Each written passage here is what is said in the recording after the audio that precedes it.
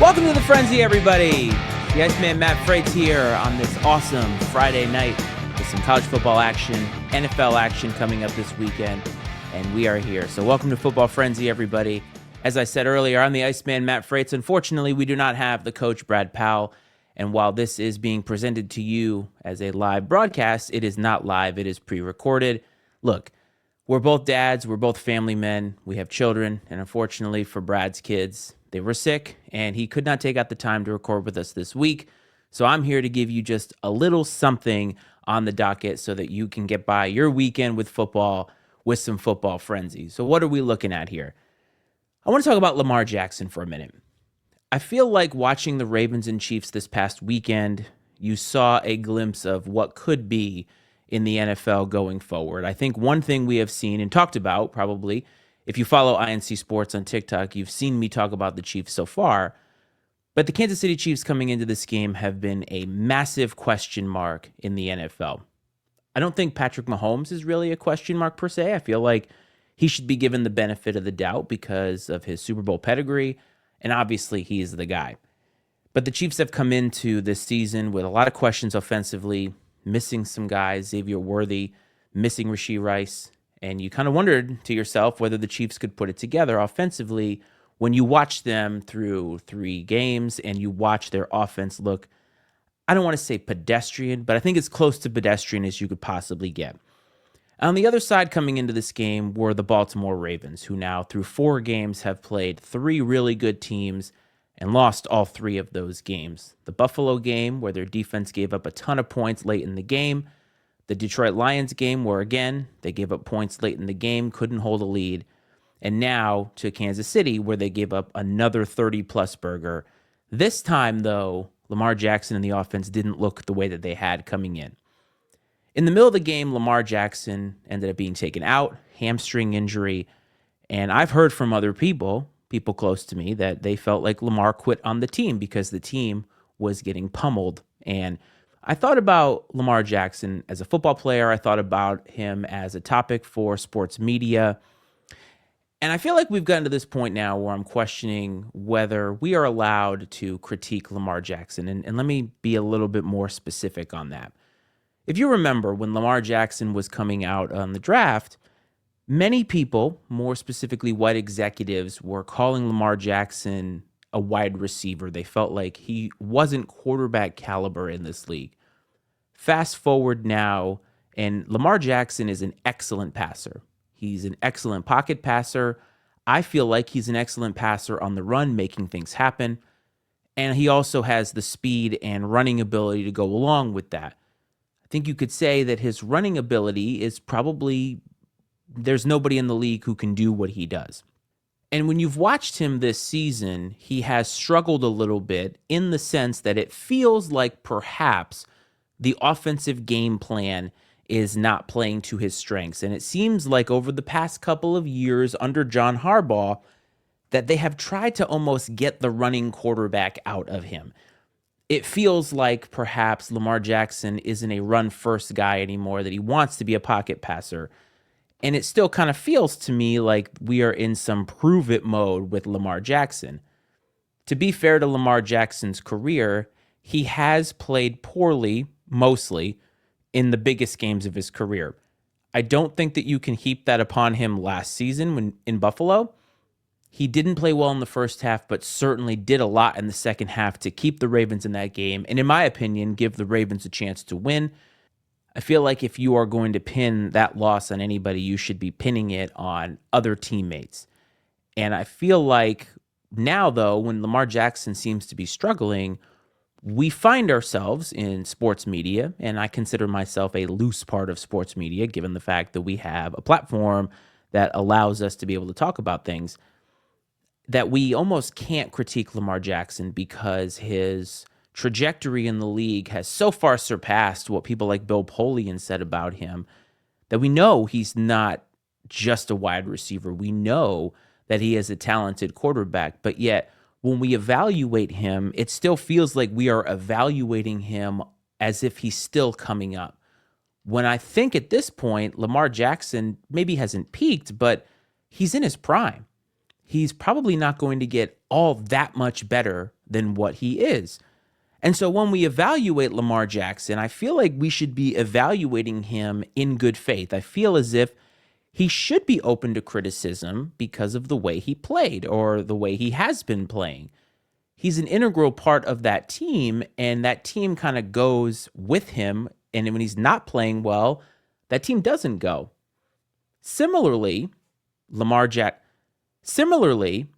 if you look in Buffalo with Josh Allen certainly has that team. They play for him, and he plays a similar-ish style to Lamar Jackson, but I think that his running is a little bit different. It's a lot more, he's taking a lot more risk with his body in terms of the punishment he is taking.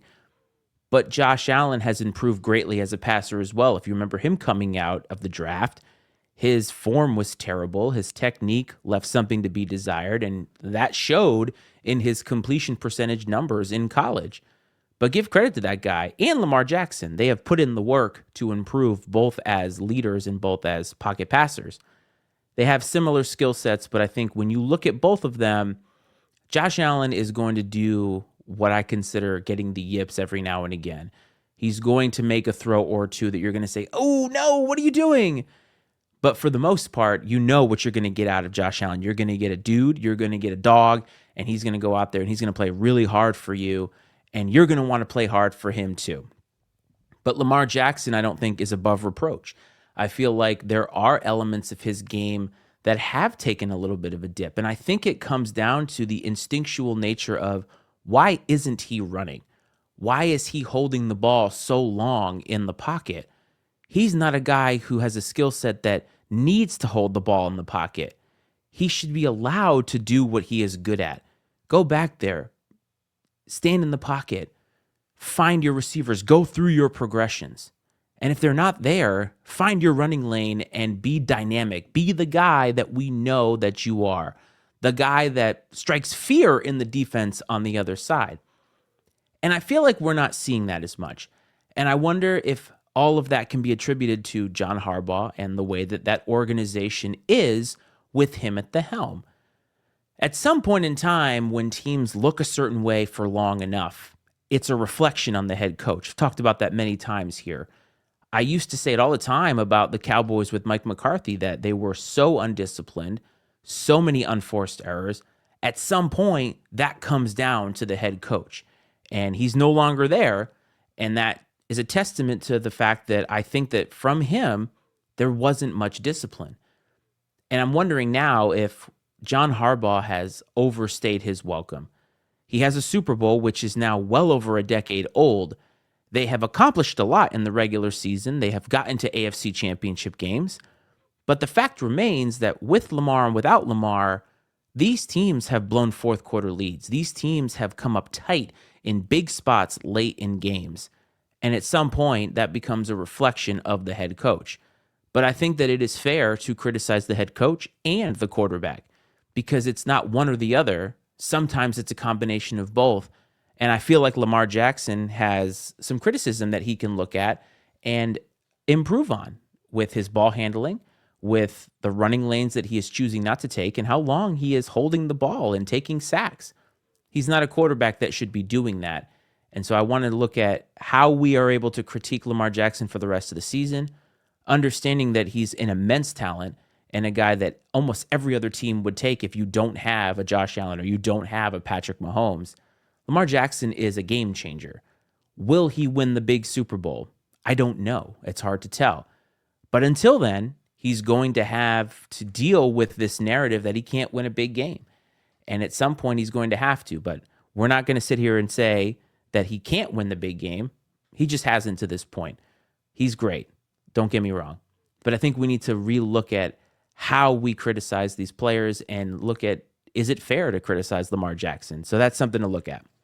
And other guys that have the moniker of can't win the big game is James Franklin and Penn State. Another opportunity for them this past weekend, and I watched the whole game, and it was mostly a terrific game, at least it was at the end. And Penn State, you felt like they had it. They took the lead in the first overtime, roaring back, 21 straight unanswered points, and then they fall short in overtime. They give up a one-play touchdown and a one-play interception, and there you go. James Franklin is now 4-21 against teams ranked in the top 10. And unfortunately for me, as a Virginia Tech fan and a Virginia Tech grad, the only coach with a worse record is Frank Beamer. And James Franklin, the numbers are there. James Franklin is a coach that appears to get outcoached at times in some of these big-time games. But when I look at all of those games, especially the recent ones, there really isn't a through line in all of them that would point to something that, okay, that's identifiable. It's not as if they have inferior talent or they have an inferior quarterback or they lack a running game or whatever. It's always something different. And like I said about John Harbaugh, at some point when you can't point the finger to something specific, it becomes a reflection of the head coach. And look, you are what your record says you are. 4-21 is not a good record in anything, whether it's sports or whatever. To win 4 times out of 25 against the best of the best, the cream of the crop, that's never good. You're never going to look at that record and say, James Franklin is a winner. He's clearly won a big game or two, having won a Big Ten title, but for the majority of the time, you can't trust him. You can't trust the Penn State team, and they have always lost the big game, especially to teams in their conference. And so now I'm looking at James Franklin. I'm looking at the landscape of college football. I'm looking at all of these coaches that are getting let go. Sam Pittman, which we'll talk about later, another guy who has done so. And you have to ask yourself, what do we do with James Franklin? Is Penn State better off without James Franklin? And if you're going to let him go, who do you bring in? Who's the guy that you bring in to right the ship, if you will? Penn State averages 10 wins a season pretty much. You can almost pencil them in for 10-2 every single season under James Franklin. Outside of a few, probably, recently they have been that consistent. And I would say 95% of programs in the country would take that every single year. Penn State, though, is under the impression that they are national championship contenders every single year. And I feel like James Franklin is being held to standards that haven't been that for a very long time. Joe Paterno, make no mistake about it, extremely successful at Penn State, is possibly in the Mount Rushmore of college football coaches. That, of course, is debatable, but the man won a lot. They haven't won a national championship in 40 years almost. Is it fair to say that Penn State is still held to that standard? Notre Dame is still held to that standard, but Notre Dame has been to multiple national championship games this century. Penn State has not. And so when you are evaluating Penn State, I wonder if we are evaluating them, or they are being evaluated, or think of themselves in a tier that they haven't been in a very long time. And perhaps that does skew a little bit of how we feel about James Franklin. But really, if you're going to get rid of James Franklin, who do you bring in? Is that new guy going to get you over the hump? You're most likely going to bring in somebody who's not proven at that level. You're going to be taking a chance. James Franklin at least is proven at this level. Yes, he doesn't win at the clip that you would like him to in these big games, but you know what you're going to get. You know that you're going to get solid teams, even excellent teams, but you're probably not going to win the national championship. And what do you do in that scenario? As a fan, do you want to get rid of him? I don't know what the answer is, because I think when you are that good but not quite as excellent as you want to be, there is an expectation that when you turn a guy over, you're going to somehow magically find the guy who can do it. And look, winning a national championship is very difficult. Don't let Nick Saban skew that for you. It's supposed to be difficult. There's a reason why Jim Harbaugh only won one, and that's all he needed. And now you're looking at Penn State and thinking, can we win one? Who do we have that we could bring in to get us there? And there's no guarantee. Sometimes the better situation that, or at least that you feel better about, is the person that you know versus the person that you don't. And if they move on from James Franklin and all of a sudden now the program takes a huge dip, now where are you? And that's what I think of when I think of James Franklin. Penn State will still be in the playoff discussion by the end of the season, most likely. This was one that they let slip away.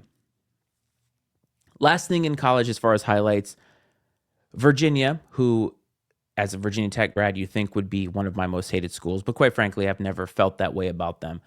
But UVA gets a huge win by upsetting Florida State. And they played excellent. And they have actually been very good this year. A couple years ago, they were one of the worst teams in all of college football, but now they've really turned things around, and you have to give them credit. They get this big win, big overtime win, but that's not really what anybody's talking about. It's the field storming. And I've never quite seen a field stormed quite like that. And I hope that obviously the Florida State player is okay. And I hope that all the players are okay, all the students are okay.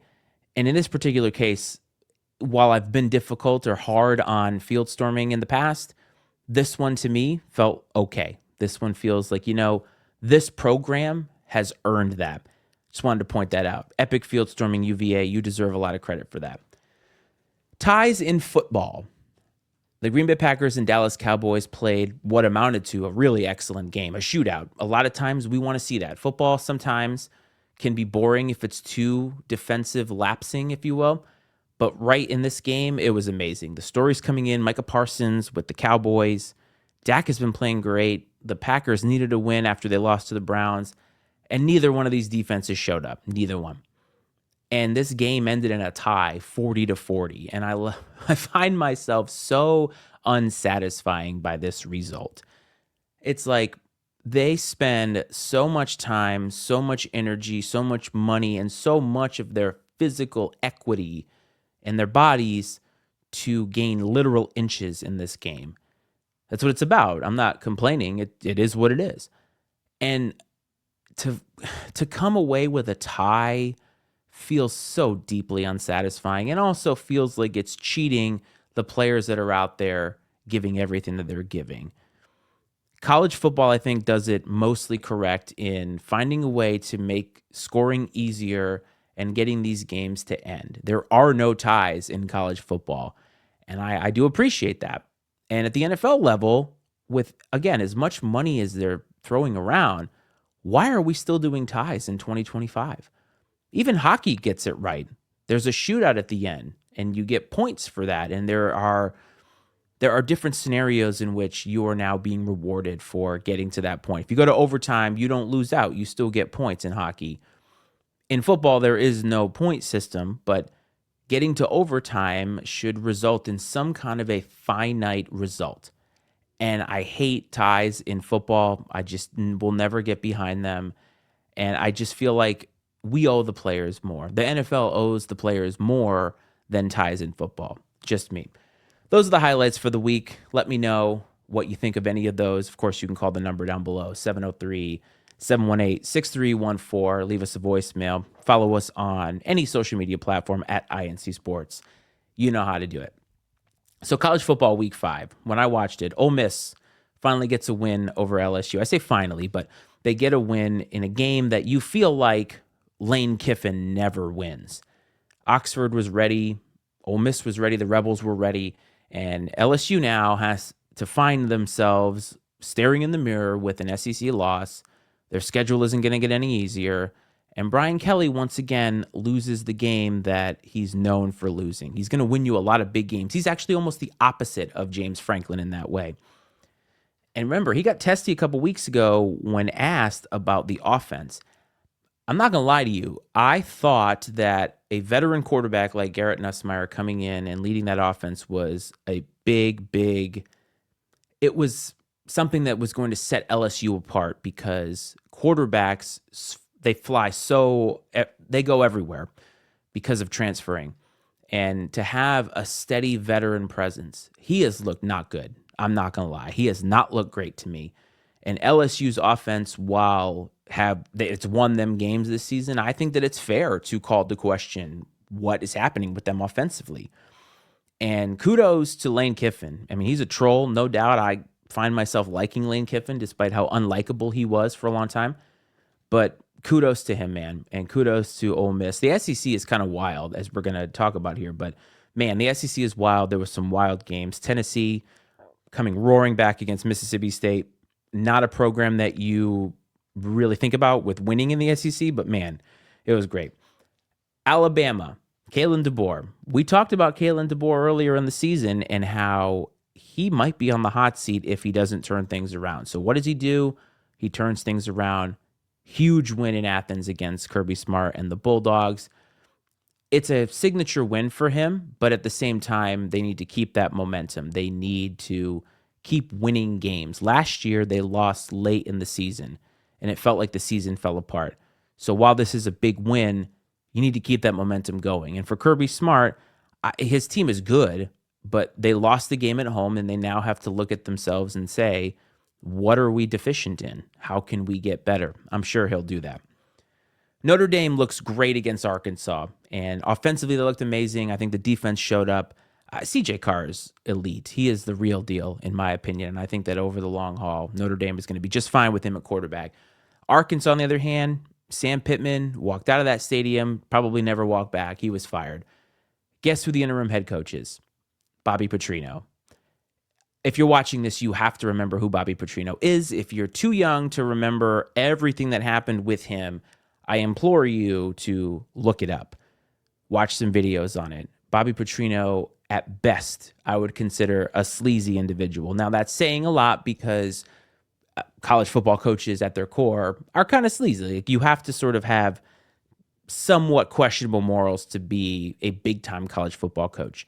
But one thing that we can't say about Bobby Petrino is that he's not a good college football coach because he's been in college.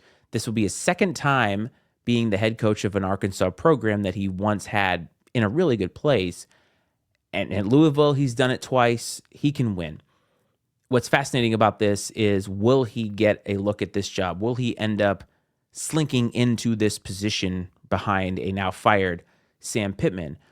And when I look at Arkansas as a program, I said this last week, I think, but they almost feel like a lose-lose kind of school because if you go there now, you're going to be competing with John Calipari and the basketball program for NIL money, for exposure, and you're in an SEC that's very, very crowded. Your expectations of getting over the hump with your Tennessees and your Alabamas and your Georgias, is that realistic? Is it realistic to think that you can get there with, again, splitting revenue with another program that is top tier, with the fact that they're paying John Calipari what they're paying him? And so I wonder if this is an attractive job compared to some others that are open right now. I think it's attractive in the sense that it's an SEC job, and any SEC job is coveted, no doubt. But this one is kind of tough because it's middle of the pack. The expectations are probably high-ish, but maybe they're a little bit over what is realistic for a program like Arkansas. And I'll be interested to see how this goes. But Bobby Petrino has cleaned out coordinators. He's getting his own guys in there. He's treating this like he is the head coach for real. And I think he wants to be the head coach there. That was fascinating to watch. Another school that has fired their head coach, my alma mater, Virginia Tech, gets a big win against NC State in a game that, I won't lie to you, I was totally surprised that they won. They went into Raleigh, get a big win by 2 points, and Philip Montgomery now is 2-0 as interim head coach of the Hokies. And I did a reel on TikTok about this and asked the question, or posed the question of, is Philip Montgomery possibly playing him or coaching himself into a look at this head coaching job? And I think the answer has to be yes, right? If he goes 7-5 on the season and they make a bowl game, the way that they started, you got to at least give him a look. What's curious about this is Virginia Tech seems like they are restructuring their athletics department to put a lot of resources toward the next football head coach and the resources. I think I saw that they're going to throw like $229 million at the football program to try to entice a coach, give them the resources that they need to field an excellent program. And so you have to ask yourself, are you really going to hire an interim head coach to do that? I would think no, but he's going to get a look at the job if he continues to have the team looking this way. Now, do I think that they have the talent to win out? No, they can't. Miami is significantly better, and their schedule, they're going to be playing their tougher teams on the road. But one thing that you can't deny is that this team went from looking hapless and undisciplined and almost passionless to they're playing hard now. They're playing for the school. They're playing for the coach. They're playing for each other. And to me, that is awesome to see. That is a vast improvement over what we saw, honestly, for the last 2 years under Brent Pry.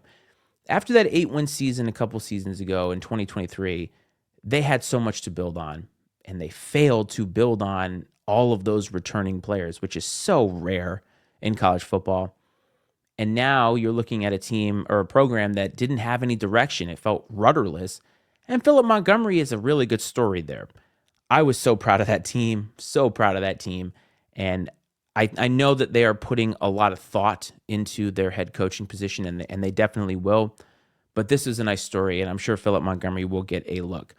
Last thing, before we head to the Week 6 slate that we got coming up, Ohio State's defense is elite, and it might be historically elite. The 24-6 score doesn't tell you how much of a blowout that game was in Washington. Washington stood no chance offensively. No team has really stood a chance offensively. And I'm starting to kind of wonder if Ohio State's defense ruined Arch Manning for a little bit there. But Ohio State's great. And I think they're right now the front runner to win the national championship. It's hard to argue that.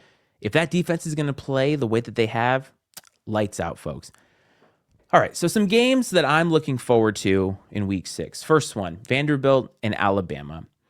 This is an undefeated Vanderbilt team. Let that sink in for a minute. Undefeated Vanderbilt. In my lifetime, I don't know if that's ever happened. And I mean that I'm sure Vanderbilt has been undefeated at some point through a certain number of games. But have they ever been undefeated playing a team like Alabama? And the expectation is that it's going to be massively competitive. They surprised the Crimson Tide last year, 40-35. It's not happening again this year. They're not surprising them at all. But when I look at this team, I look at the way Clark Lee coaches and the way Diego Pavia leads those men. I talked earlier about Josh Allen and how the Bills play for him. Man, the Commodores play for Diego Pavia. And that team is going to come in there playing with house money. They expect to win that football game because they think that they are on par with them. And Alabama's not going to get caught sleeping, or they can't 2 years in a row. They just cannot. And I feel like this is an intriguing matchup to watch because can Alabama outdude those guys of Vanderbilt? And I think that Alabama is more talented on paper, but many times that's not what is important. It's about the will to win, discipline, and that's what we're going to be looking for from Alabama. Wisconsin at Michigan. This really doesn't hit on a national level. The reason I bring this game up is because Luke Fickell is 100% on the hot seat. At one point in time, if you remember, he was one of the hottest coaching commodities out there. So many rumors that he was going to take the job at Ohio State. That went to Ryan Day. He ends up taking the job at Wisconsin, which is a Big Ten program that there are pathways to the playoff for them. We've certainly seen 10, 11-win Wisconsin teams. And Luke Fickell has not really lived up to those expectations. He has sort of floundered in a Big Ten that has now added Washington, added Oregon, added USC. And how do you get back? Well, this is a game in which they're going to have to win. But Michigan on the other side of that, what is Michigan? I don't really know. Bryce Underwood is good, but he's very young. And we saw what that youth looks like in a hostile environment in Norman, Oklahoma. But we don't know if Michigan is a true contender nationally. They have to win games like this for us to find that out, and I think that they will. But this is a game that I'm intrigued to see. Does Wisconsin come in here and play better for Luke Fickell? Can Luke Fickell get a signature win? Or does Michigan continue to take care of business? And we won't know about Michigan until they play another really, really good team. We'll find out. Clemson at UNC. This is so good because you have ornery, old, out-of-date Bill Belichick on the sidelines at UNC with little to no talent, to be fair, against Dabo Swinney, who is one of the more cringeworthy coaches in college football, who was supposed to have national championship talent. And honestly, they have not lived up to that. Cade Klubnik, to me, is very similar to Garrett Nussmeier, and it's what happened. Maybe he's just not that good. This is interesting because Clemson needs a win, obviously. There is no expectation that Bill Belichick and crew will win, but Bill Belichick is going to have to come to grips with the fact that Dabo Swinney, somebody who is the polar opposite of him as a head coach, is probably going to beat him. And Dabo, rightfully, should take that and say, I just beat one of the greatest coaches of all time. And there's no way that Bill Belichick is sleeping at night knowing that. It's just not. I just think that's great. I mentioned Arch Manning a little bit earlier, Texas, travel into Gainesville. Billy Napier's job is certainly on the line. But Arch Manning has yet to show us against a really formidable opponent that he is what everybody said he was coming in. He did not look great against Ohio State, but some of that was not his fault. Some of that was training wheels on play calling. He looked great against Sam Houston, but what does that tell you? You're going to be looking for Arch Manning to show some moxie here. Can he come in here in a hostile environment? Yes, Gainesville is still a hostile environment. They care very deeply about their football team. And can he get a win? And can he look good in a win? That's what I'll be looking for. Texas Tech at Houston. Texas Tech got that big win against Utah. They spent so much money in the offseason in NIL and transfers. And Houston, which is a team that, if you remember, was not very good in recent years, is having sort of a turnaround similar to UVA. And they're hosting a Texas Tech team that I think has not only Big 12 title aspirations, but making a run in the college football playoff. Can Houston play spoiler to that? We'll find out. Miami and Florida State. Another Florida rivalry game. Florida State coming off of that loss against UVA, and Miami, quite frankly, is playing like one of the best teams in the country. They're extremely talented. Carson Beck playing like a Heisman candidate. And I just feel like Florida State has talent, but their ranking in the preseason, I think, really gave them a leg up. And certainly a win against Alabama looks a lot better now. But losing to UVA, that may not look as bad as it did. But Miami, I think, is really, really talented. And I feel like they are going to have to get it together and have it together to beat FSU on the road.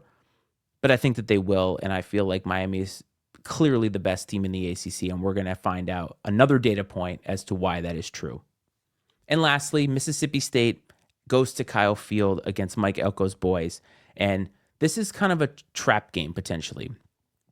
Or, on the other side of it, Mississippi State put everything they had to in losing to Tennessee and is going to get blown out here.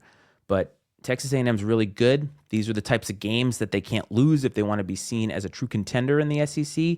And so they're going to have to really show up. And for Mississippi State, can they recover from that loss, and can they put up a good fight against Texas A&M in what's probably one of the hardest places to play in college football? Those are the games I'm interested in. I'd love to know the ones you're interested in. As you know, 703-718-6314. Let me know. NFL. The Baltimore Ravens are in trouble, and I think it's because of their defense. That's clear. The Chiefs maybe have found their groove offensively. We'll find out. The more guys Patrick Mahomes gets back, the more you feel confident that they can continue to put on a show and win some football games. They're going to have to beat their in-division rivals, of course. The Broncos, I think, are a little bit better. The Chargers already beat them. They should be able to get 2 out of the Raiders. But Mahomes looks a lot better. I think he looked less frustrated. But for the Ravens, their schedule is pretty easy. They get a vast majority of bad teams. And can the defense find it? Can the defense put it together? Can Lamar Jackson, is he healthy? What will they do if they have to start Cooper Rush? Their season could be on the brink here. We'll see. I said after week 1, the Lions looked so bad against the Green Bay Packers that I thought, boy, oh boy, they're in trouble. They have to be in trouble. New coordinators, losing the guys that they did, but still having the same core players, I thought might take a little bit. Well, guess what? That was all it took. They have looked like the best team in the NFL since then. Highest point differential. Jared Goff is playing great. And you know what it is? I didn't take into consideration that Dan Campbell is Dan Campbell. There is something about Dan Campbell and that football team in which he has the emotional bandwidth of that team in the palm of his hand. Most people would not consider Dan Campbell to be nuanced in emotion. He comes off as a meathead to a lot of people, biting kneecaps, things like that. But I think there is an undeniable, a palpable energy that he has with those players, and especially with Jared Goff. The relationship that they have is so, man, it's like father and son, I swear. And I think that is a huge reason as to why the Lions are so good. Their offensive line has played a lot better. They've put up a lot of points. Jared Goff is doing what he has to do within the confines of that offense to win. And the Lions are going to be a contender for sure. The Cleveland Browns are not going to be a contender. And the reason being is because they had a quarterback room that had theoretically 5 people in it. Deshaun Watson not playing this year, but making the most money by far. Kenny Pickett, who's now been traded. Dylan Gabriel, Shadur Sanders, who they drafted. And, of course, the starter, like you'd think, 42-year-old Joe Flacco. Could be 41. It doesn't matter. Joe Flacco is my age, and I would not want to play behind that offensive line. Just wouldn't. And guess what? He's not going to have to because he got benched. And he got mercilessly benched, And he got mercifully benched, if you ask me, because he really, I don't know, he should not have been out there playing. He's got kids, man. He's got a family to feed. So Dylan Gabriel is going to get the shot now. Dylan Gabriel, a 3rd-round draft pick coming out of Oregon. And the last time we saw him play meaningful football in college, they were getting boat raced by Ohio State. Not all on him, but Dylan Gabriel has not really put up the kind of stats in the biggest games that would suggest to me that he's ready for the big time. I think he has a lot of growth. The ceiling may be somewhat high, but I feel like the floor is not that great. He's going to get a chance. I mean, that quarterback room was so crowded, but also so mid because the team is also mid. Now, the defense is keeping them in games, hard stop. Myles Garrett wasting his career, but making a crap ton of money with the Cleveland Browns. But I think Dylan Gabriel is going to struggle because who is he throwing to? What kind of offensive line are we talking about here? And Kevin Stefanski is coaching for his job. This is an audition to find out that Dylan Gabriel is not the guy. And Shadur Sanders is going to see the field. I know that there are a lot of people who are stans or haters of Shadur. But look, he's going to get playing time. What he does with that playing time is a different story. If you believe he was a first-round talent, he'll show it on the field. But they're not going to put him in there over a guy that they drafted in the 3rd round. The Browns are going to be terrible, and I just hope that Dylan Gabriel doesn't get killed. That's all I'm saying. The Eagles are undefeated, and are we convinced that they're good? I'm not. I've watched them every week, and I've seen a team that I know is good. They're coming off of a Super Bowl win, of course. They still have A.J. Brown. They very successfully execute the tush push. Lane Johnson is still on that line, although he's been out a little bit more. Saquon coming off of a 2,000-yard season. Hasn't looked that great. A.J. Brown's not really happy. But they're 4-0, so you are what your record says you are, like I said earlier. But they feel very similar to me like the Chiefs from last year, who strung together a bunch of wins, won a bunch of games, made it to the Super Bowl, but when it mattered, they fell flat because they just didn't have that offensive potency. The team wasn't good enough. That's how I feel right now about the Philadelphia Eagles, that they're just not good enough. Jalen Hurts didn't complete a pass in the second half. What? That's crazy. Saquon is in his 8th season or 9th season now, and running backs fall off a cliff hard, folks. They fall off a cliff super hard. And that might have been the best they were going to get from him. And I question now, is Jalen Hurts the kind of guy who can really put a team on his back and win? We are going to find that out this season for sure. Because I just do not believe that this Eagles team is the same team as last year. Some of the same dudes, but some of the same dudes who are getting long in the tooth. And I feel like that window closes so fast in the NFL that it's hard to keep it going. And now they have some critical pieces. Jalen Carter is excellent. Jalen Hurts, obviously, is a guy that they have a lot of confidence in. But I'm starting to wonder now if he's actually as good as the franchise guy without the system that they have, without all of the players that they have had. He's going to be tested this year. I'm rooting for him, don't get me wrong, but he is going to be tested this year for sure. And that is something that I think bears watching because, my goodness. And they're not going to get any easier as they got the Broncos this week. And Sean Payton, a guy who I'm on record as saying that I really don't like, but I have to give him credit that he took Bo Nix, a rookie Bo Nix, to the playoffs last year. And their 2 losses this year are suspect at best. They easily could have won both of those games. They could be 4-0. Sean Payton against Nick Sirianni, who, again, Nick Sirianni's 4-0. They could easily be 2-2 or 1-3. And if A.J. Brown doesn't get the ball, if things offensively don't look the way that they did, are the boo birds going to come out? Is the pressure going to mount for Nick Sirianni? Because I feel like of all the fan bases in the NFL, Philadelphia is the one that grants you the least amount of grace for winning. There really is no grace if you win a Super Bowl. It's when are we winning our next one? And there's something to be said about that ferocity of the fan base, but it's true. And Nick Sirianni is a guy who has a prickly personality, which we saw last year when he was flipping off fans when they didn't look so great. They've won every game since then, and that covers up a lot. But if they start losing, going to be interesting to watch. And if Sean Payton can get a win over them and get to 3-2, the Broncos are where they need to be. They're going to get their chance to prove themselves. That's what I saw this week in football. Now, again, this normally would be a live show. Brad and I would be here talking about football, laughing, talking, just being friends here. And unfortunately, it did not work out this week, but I did not want a week to go by without a little bit of content from me. And yeah, it's not what you expect. It's 40 minutes, but we here at INC love what we do, and I love doing this. And so I hope that this will continue you being excited for the week to come, and that Brad and I will be back next week like nothing ever happened. So again, if you want to get in touch with the show, if you're watching right now, 703-718-6314 is the voicemail number. It is on the bottom of the screen here. Follow us on social media if you want to, INC Sports. Just look for us everywhere. If you want to listen because you don't want to be on YouTube, find us on any podcast app that you can find. And guess what?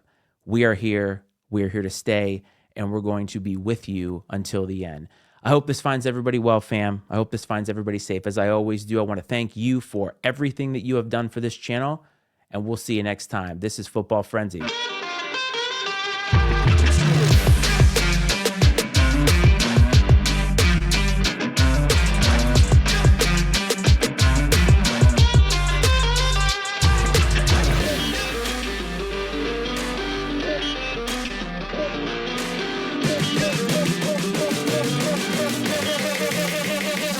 Some more.